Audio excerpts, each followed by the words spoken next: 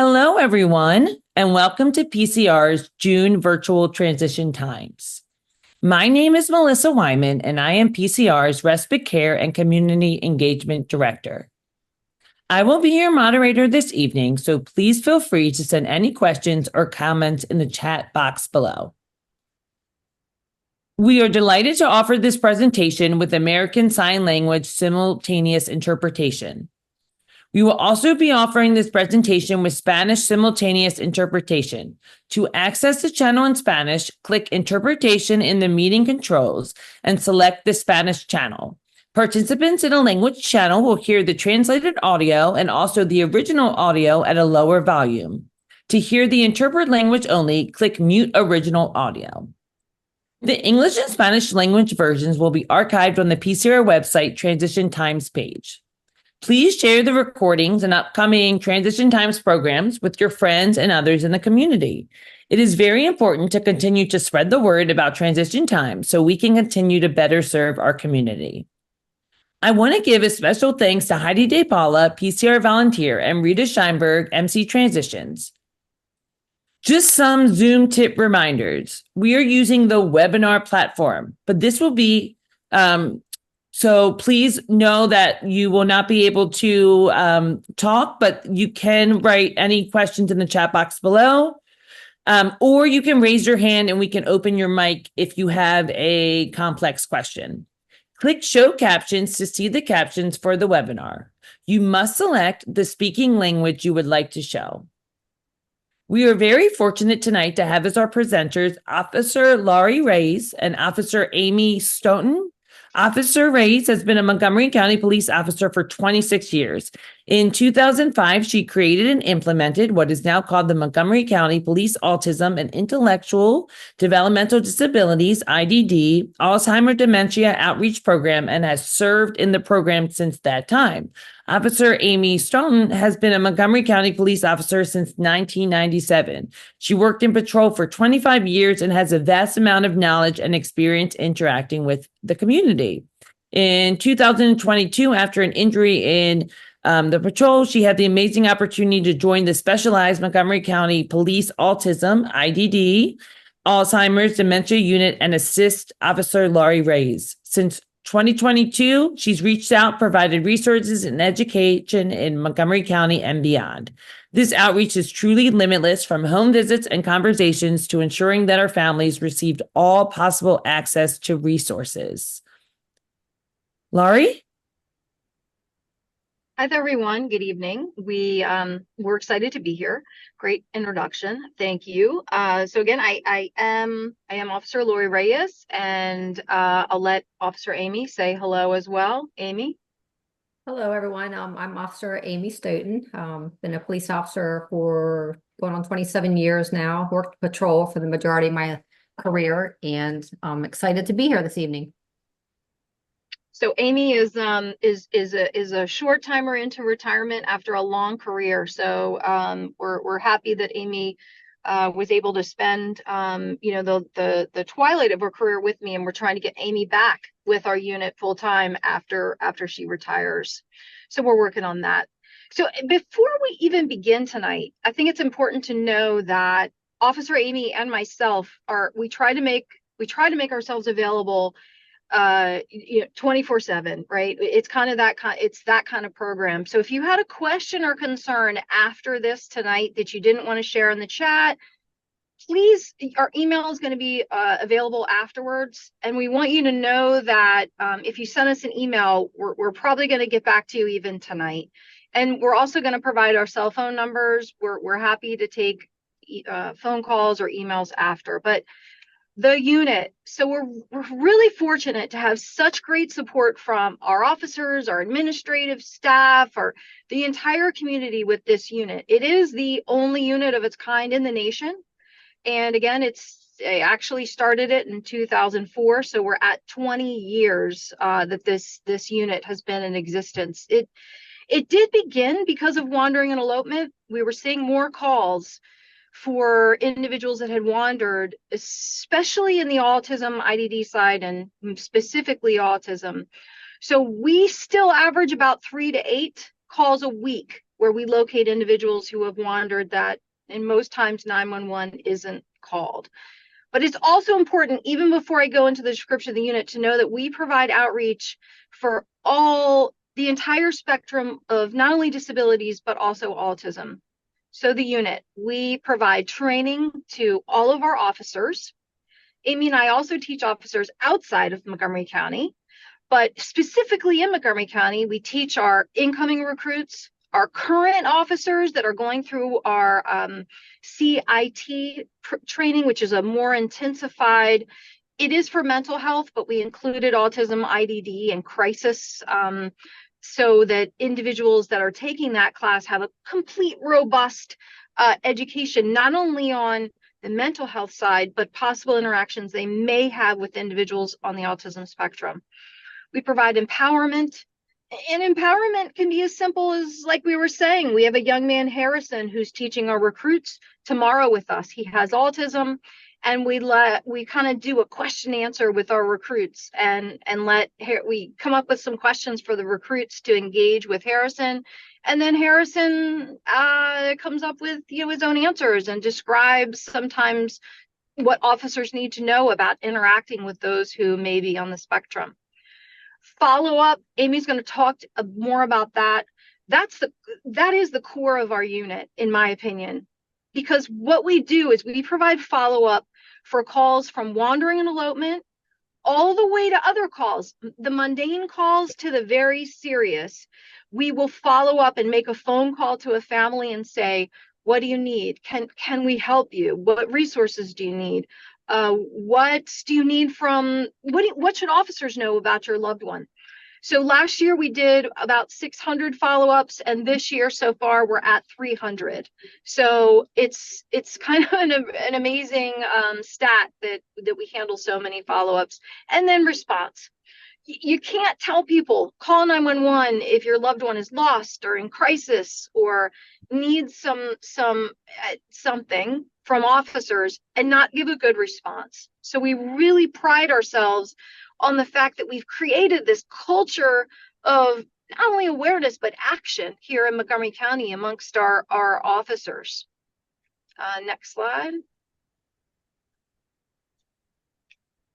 So these are some of our initiatives. I think tonight it's really important. We are going to talk about community safety, a lot about wandering and elopement, but also about calling 911 and what to say from wandering and elopement all the way up to if your loved one is in crisis, what to say, what to do. Some of our initiatives that we're really proud of, we're in schools a lot. We provide presentations to individuals in the schools, both public and private, and from elementary all the way up to our Montgomery College for Learning experience for individuals that are navigating going to college as well. We provide presentations on police interactions, but also general community safety, navigating community safety. And we are really proud that we work with Pathfinders for Autism and provide what's called a mock traffic stop class. It's a webinar and a mock traffic stop.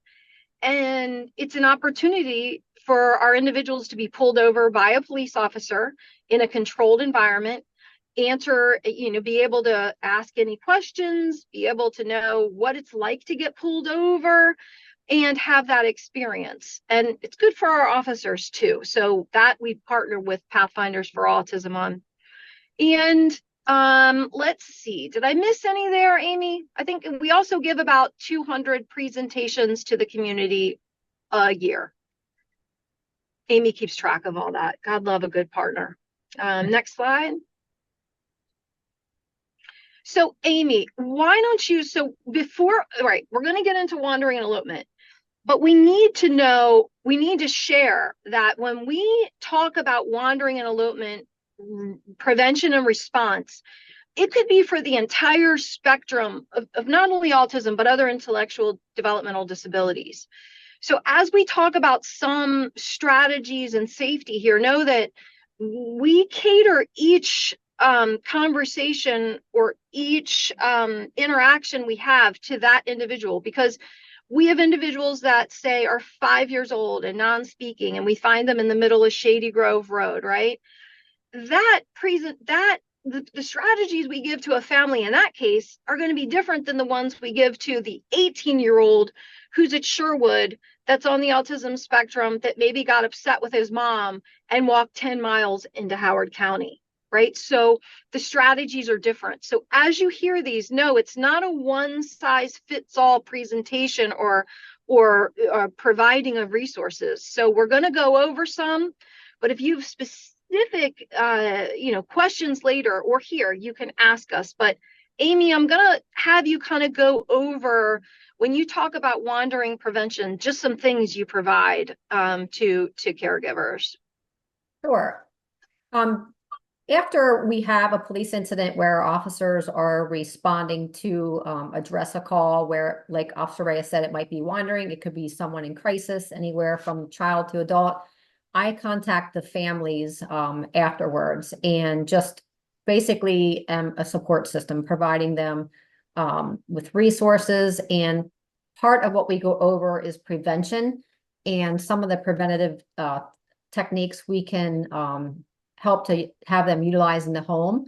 If we have a child or an adult who tends to make wandering or leaving the home, it's habitual, maybe even in the middle of the night, we talk about installing door alarms or cameras. The Ring camera can be helpful.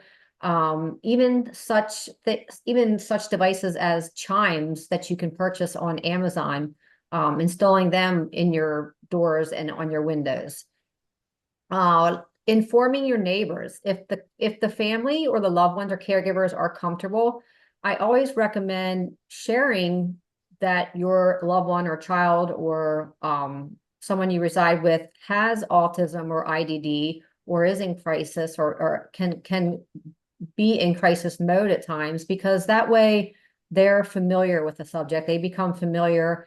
And let's face it, if you have a child who maybe has autism who might wander into the neighbor's house versus an adult who might have some mental health concerns, autism, might have just be in crisis or having a bad day walking into someone's home, it's going to be a little bit different and a little more scary.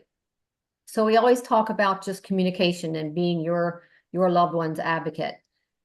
We do recommend, we have a love-hate relationship with GPS. We'll talk about that later. We talk about having your loved one wear some kind of identification, whether it be a bracelet or something that just has an emergency contact name and number on it. It could be something as simple as temporary tattoos or markings in the tags of your clothing, tags that can tie onto your shoes, so that these individuals are found. Our police officers are trained and recognize some of these techniques. Structural barriers, we talk about if there's like a fence or railings in the back, just making sure that they're locked, because we do have, we have wooded areas around the homes here in Montgomery County and also areas of water that we want to prevent any kind of tragedy happening.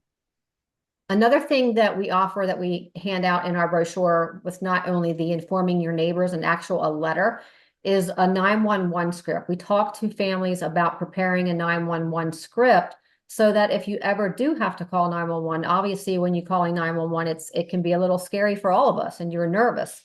So having a script prepared is very helpful, because then in that situation, you don't have to try to remember every last thing that you want to tell the call taker. And talking about introducing your child to police officers or firefighters, just getting social stories out there to, again, be your loved one's advocate. And that's just a few of the things that we talk about as far as prevention.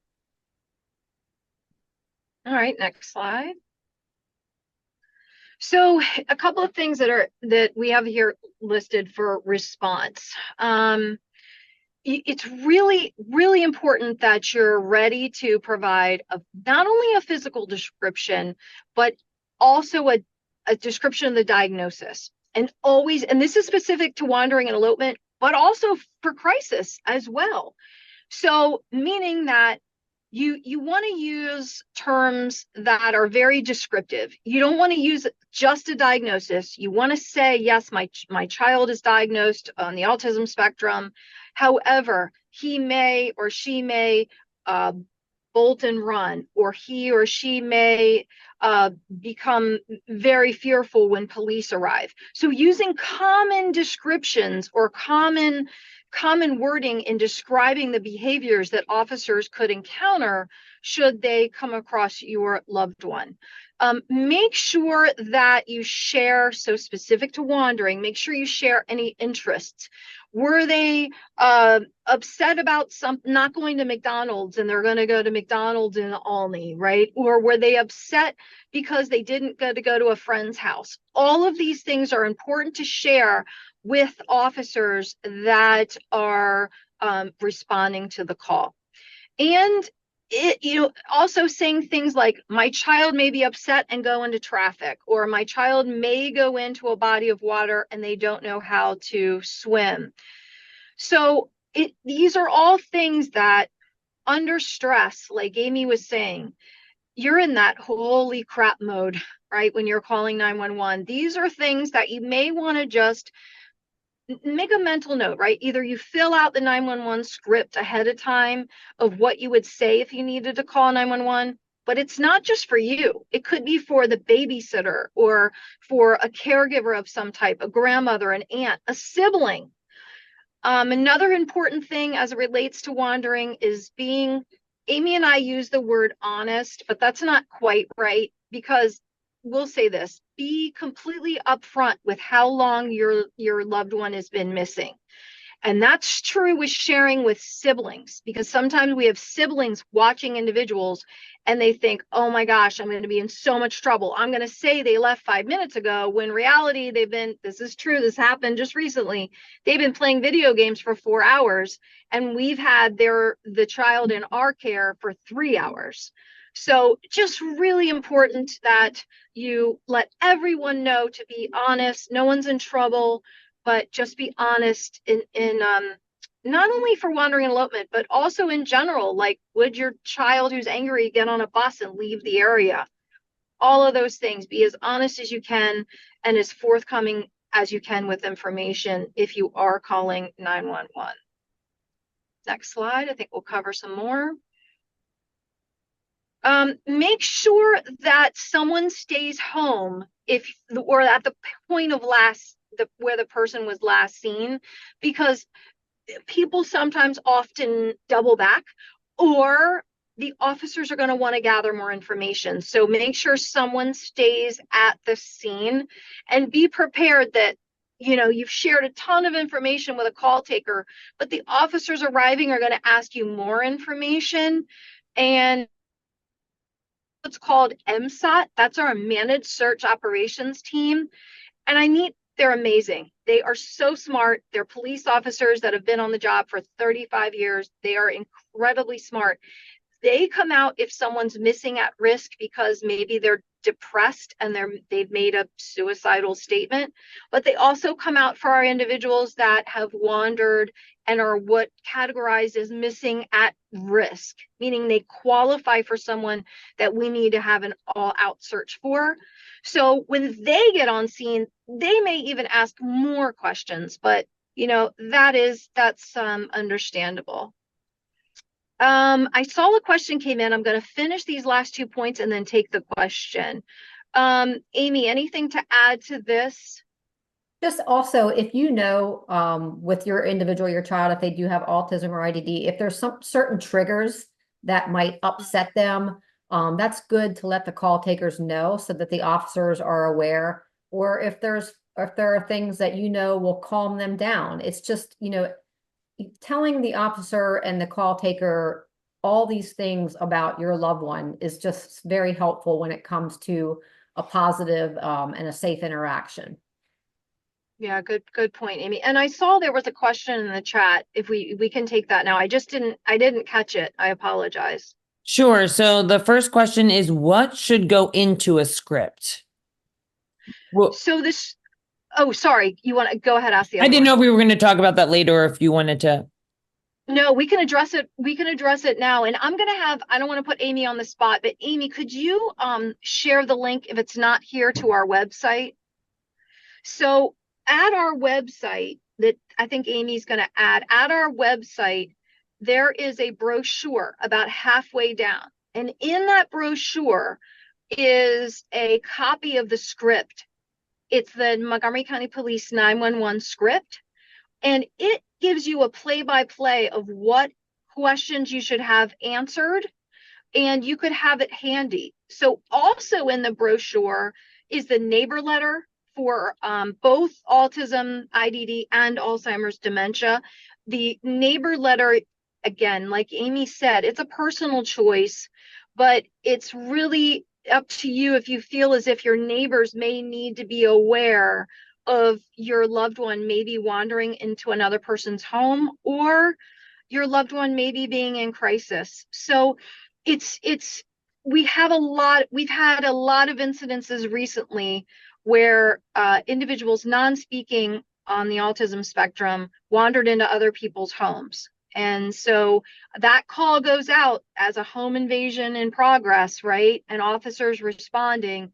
Fortunately, officers recognized through training that the individuals were on the autism spectrum, but understanding you're weighing privacy versus sharing of information, that is a personal family choice.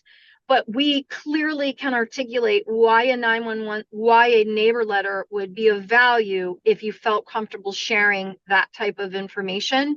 So please, we invite you to look at our website, but also click on that PDF of the brochure. It's a picture of myself and Chief Manger and Jake, our Montgomery County Police Autism Ambassador, after his keynote speech. So what was the second question? I think we got the first one. So the question, is it not time saving specifically in case of elopement, since it's scary and stressful for both caregivers and officers if the phone calls intake have specific questions? I'm not exactly sure what the question is, but do you want to clarify? I think the most important thing is when you're calling 911, the call takers will know what to ask, but you've got to be prepared to what you're going to say, because sometimes, as Amy was saying, even us in law enforcement, if we called 911 because our loved one was in an emergency, I don't know that I would always get it right. But having a mental mindset written out on a script would let you know to stay in control and what to ask and what you should say to a call taker. But they know as well. The call takers know as well. Yeah, the call takers, they receive training as well, what kind of questions to ask, and they'll kind of guide you.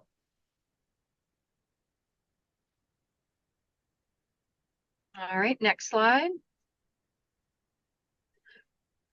So some of our very specific outreach, when we do a follow-up, Amy does most of the follow-ups, and in some of the follow-ups can consist of a home visit. We had a young man that was found on the Beltway last week, and we would go to the home. He wandered to the Beltway. His mom handled that like a rock star. She was so calm calling 911. So we can do home visits, meet and greet. We work with schools. We do visits, with maybe it's the teacher and the counselor and the student and the parent and us at the school. If it's something that an individual is making choices that might down the road involve law enforcement, we want to provide some strategies on maybe different behaviors to keep that individual out of trouble or out of law enforcement's eye. So the follow-ups, that's kind of part of our follow-up. We provide safety kits in some cases for individuals that maybe are in immediate risk should they wander or elope. Amy can tell you, we refer to additional resources. We work with Pathfinders for Autism. We work with Down Syndrome Network, Montgomery County. It's really limitless we work with DDA, and it's really limitless in, us trying to we work with our school system, trying to get services in place. Another part of our thing, we said we probably give about 200 presentations a year. And the follow-ups, anything I'm leaving out of the follow-ups, Amy, you also follow back if we haven't gotten in touch with someone. That's another unique feature of my persistent Amy.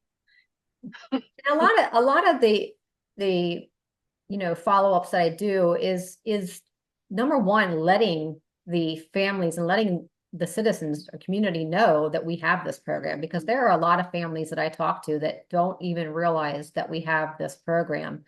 And just, again, making them feel comfortable about calling 911, because a lot of times the families will tell me, well, I feel like I'm going to get in trouble, or you're going to think less of me, or you're going to turn me into child protective services or adult protective services.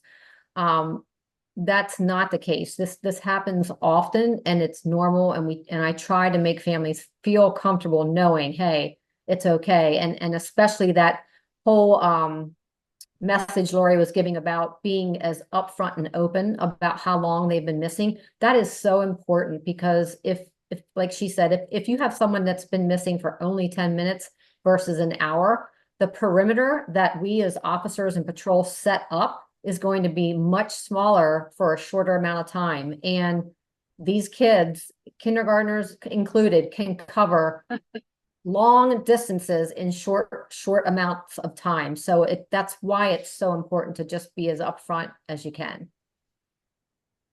Yeah, Amy's talking specifically about a little peanut 4-year-old who wandered 4 miles down Route 108 bouncing a basketball. In that case, school had not called 911 to report. A police officer found the child, and then a community member thought that the school was looking for this child, and the police officer drove up with this child in her car, and the staff and principals were looking for the child. So we really I see another question coming in. We really try our best to make sure that individuals know to call 911, be it a school or individual. So let's answer that next question. I didn't catch it. So the question was, are there preventative steps parents can do with authorities? And I saw something about a put down. I just want to make sure if there's any concerns that we can address it too. No, and then And someone maybe- said, I think Officer Laurie answered by explaining that there's all questions in the website. And then I think that's a real put down to my question, although I do appreciate the info. Okay. Shout out to you. Yep, there's no other questions. Okay, good. No, because we're always open. If there's any concerns or anything, we learn too every time we present. So I think, okay, that was no questions open ended after that, right? Yes, no other Okay. questions. Okay, good. All right. Next one. Oh, so I share this because this is a young man, we'll call him Mr. M. And here's some things that we teach our officers. When we teach police, we teach them to think, and we say think autism. And I know that encompasses also other intellectual developmental disabilities, but we say think autism because if an officer gets a call for an individual who is walking down the middle, in this case, this is a true call, walking down the middle of mid-county highway, right? And maybe it's 2 a.m. and they arrive, and officers may think, oh, this is a person under the influence. And they wouldn't be wrong, because we get a lot of those calls too. But then they notice that the individual is stemming or hand flapping or toe walking, and they think, right, I know the prevalency of autism. This could be an individual who's on the autism spectrum. So we have these little catchphrases that we hope that they hear Amy and I's voices in their head when these calls are dispatched for the home invasion robbery in progress. This also happened. And the first officer got on scene and said, I think this is a non-speaking individual who has autism. So other officers responding, they're thinking maybe it's not someone under the influence. Maybe it is someone who has autism. So one of those first is think autism. And then the other is never underestimate. So we share this picture of Mr. M.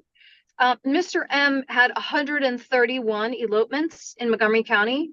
We had, yes, 131 elopements. We worked long and hard with his parents and caregivers trying to keep him safe, but he's smart one, this Mr. M. So this is a picture that we share with officers because he was in Mr. M is in a group home in Germantown, and he had put a comforter over his bedroll so that when his caregivers went to look in on him, it certainly appears that he's on his side sleeping. But no, he had wandered from Germantown to the Wheaton Glenmont station, metro station. So we share this with officers because we think it's important as they're on calls to never underestimate and someone's capabilities who is on the autism spectrum, from those that may wander to those that might be in crisis. We're trying to get them help that way. So we share that. Next slide. Tracking technology. Amy had mentioned briefly. So there was a time when I first started this unit 20 years ago that we looked into tracking. We actually provided a tracking device many years ago, and I stopped the program of providing tracking. Number one, it's too much of a liability to provide a device as a police department.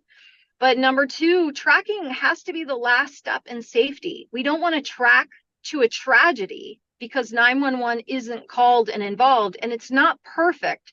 Cell phones are probably the best one, but not all of our folks are going to be able to carry a cell phone. So there's some wearable technology, but this is all we say. Really do your homework on any tracking device. We just had an email from a mom who was trying to utilize a tracking device for her son that elopes, and he wasn't able to keep it on. That's the biggest challenge in keeping it charged up and ready. Calling 911 is the most important thing you can do. If your child or your loved one has a cell phone, perfect. That's easily trackable if they have it with them. But tracking other than that, just really do your homework and make sure it's the last step in safety. Next slide, unless there was a question. Next slide. Yes, they said there is a question. So let me see. I'm going to stop sharing the screen for a second and let someone talk because I asked to Okay. talk. So I'm going to give them permission to talk, to ask a question. You're good at navigating this. Good thing it's not you and me, Amy. We would have already hung up on everyone. Francis, can you speak? I think you have your hand raised, but you do have ability to speak. I can't hear anything. Do you want to type it in the chat?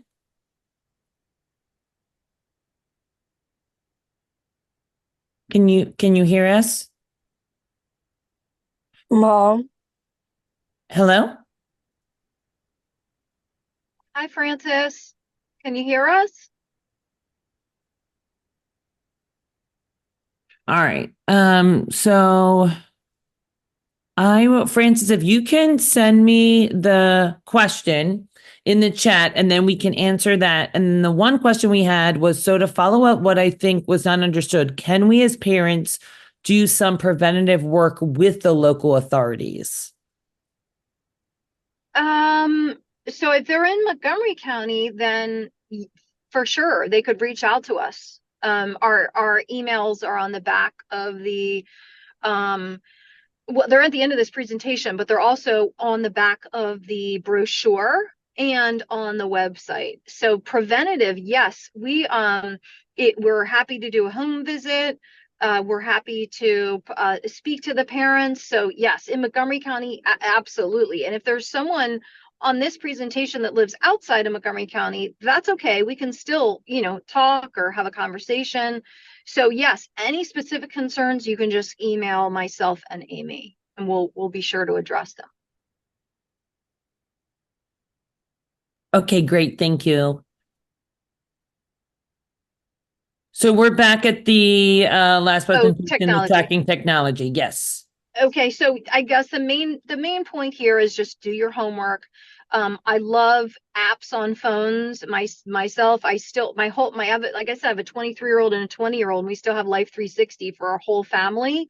So there's really great tracking apps for cell phones, but the technology is more challenging when it's a wearable device. So just really do your homework. Know the difference between, the Apple tag isn't GPS, and know the difference between RF. I know it's like a math class or a science class, but just educate yourself on the limitations of possible tracking, and always still call 911. If you're tracking your 18-year-old that's getting on a bus on 355 and you think, I'm just going to get in my car and follow the bus, it'd be way easier for you to call 911 and say, my loved one is on this bus. Could you stop the bus? Right. So always feel free to utilize us if your child or your loved one has wandered or eloped, and you're trying to track them, and they're in danger. Of course, if they're not in danger, don't do that. but feel free to call us if you need us. All right, next slide. Sorry. So here's our wandering safety kit. Amy, do you want to go over the kit? And I think real quick. So know that this kit is designed for those individuals that are in immediate danger and cannot speak for themselves should they wander or elope. So even when I actually created this shirt many years ago, and I understood the negative feedback of such a shirt. This is our safety shirt. It's really important to know that it is designed for those that are in immediate danger and cannot speak. For instance, we found our guys on 270 on the Beltway in the middle of the road. So it's designed for those individuals that are in immediate danger. And Amy, but why don't you go over the safety kit, and then we'll take the question that popped up. Go pull up if Amy, go over the other parts of the kit. Sure. It includes our safety shirt. And they actually, we've had a lot of positive reinforcement. We have had families use these when, say, they're like at an amusement park or a big fair, and maybe the child or loved one adult gets lost or steps away and can't find his way back to his caregivers, so his or her caregivers. So we do have a lot of positive interaction with using the shirts. Also, it contains window clings, which can cling to your car door, which also, along with that window cling, is a informational card that you can put in your glove box that says my child or this person in my car may have autism or IDD. The ID bracelet comes in there. Our road ID is what we recommend. We have our program brochure in there, as well as our Pathfinders informational brochure who we partner with. And also in there comes a large giant stop sign that kind of can help kids remember putting these stop signs on the home and the windows or at the doors, letting them know and reminding them to stop and not exit the doors.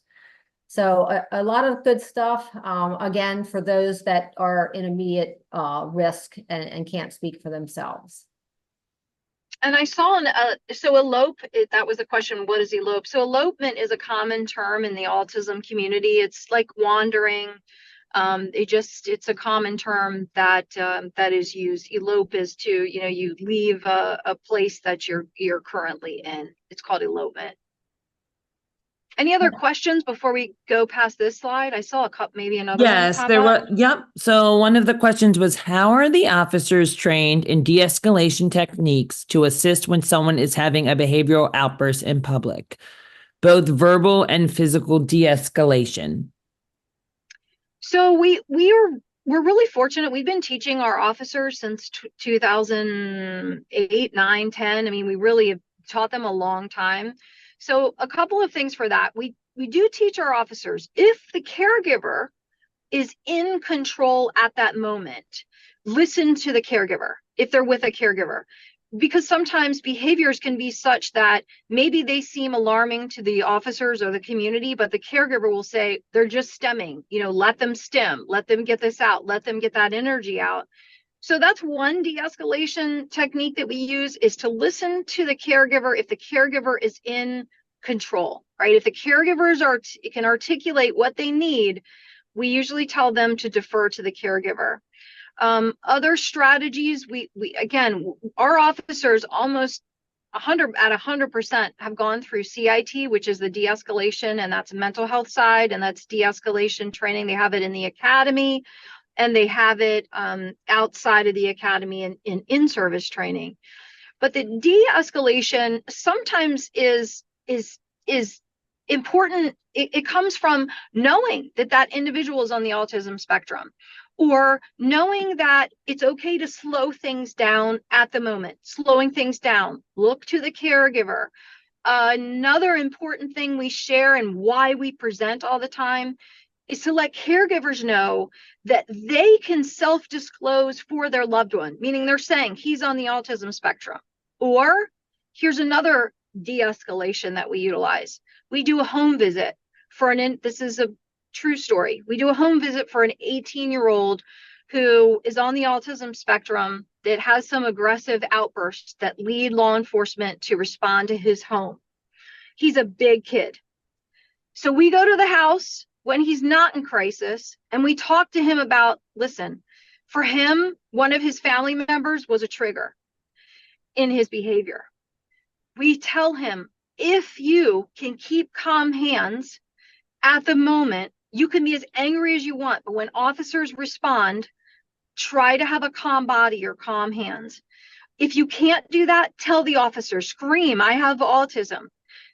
Now, again, he did have another episode, and he did just that for the officers. Like everything he was told, he was not calm, but he listened to the officers. So that was a win, and he was safe, and the officers were safe.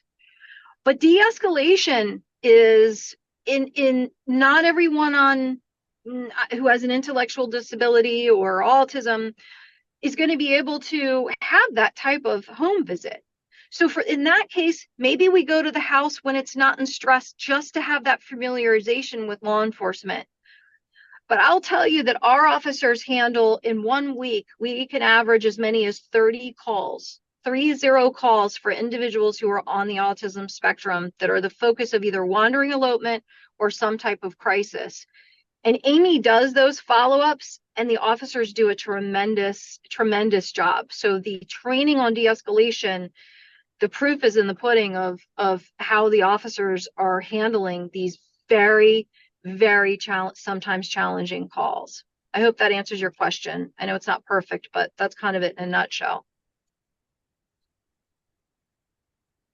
All right. Next And slide. the last one was just thank you for your presentation. It was Francis. Thank you, Yes. Francis. Yes. All right. Next slide.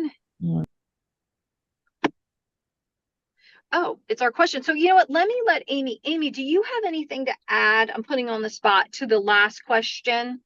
As far as, the officers and their de-escalation techniques, even from a patrol point of view? Yeah, I mean, there's so much training that a police officer has, both in the academy with the use of force. And then, like Officer Reyes said, when you're out of the academy, going through the crisis intervention team school, where you're put in different scenarios. A lot of our training is scenario based, both in the academy and outside the academy. And then you have your in-service every year. But equally important, and I always like to mention this too, the training of the officers is very important. But the fact that we get out there and go to homes and go to the schools and actually speak to individuals and families and caregivers and teach them ways of dealing with the police. For example, the mock traffic stop.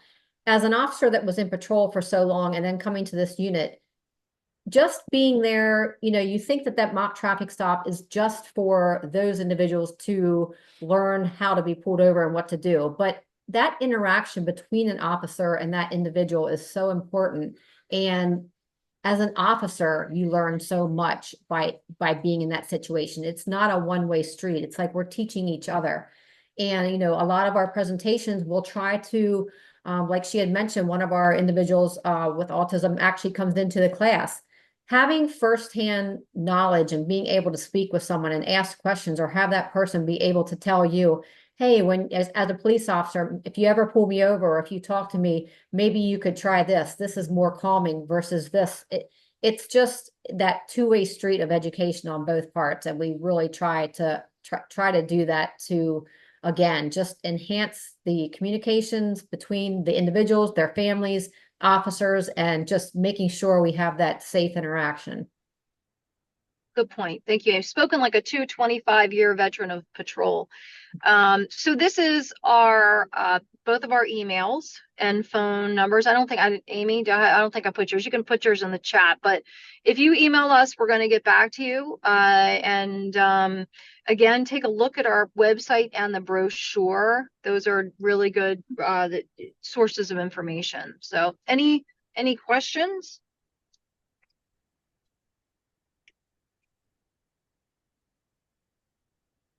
All right. Well, that's good. If you need us, we're here for you.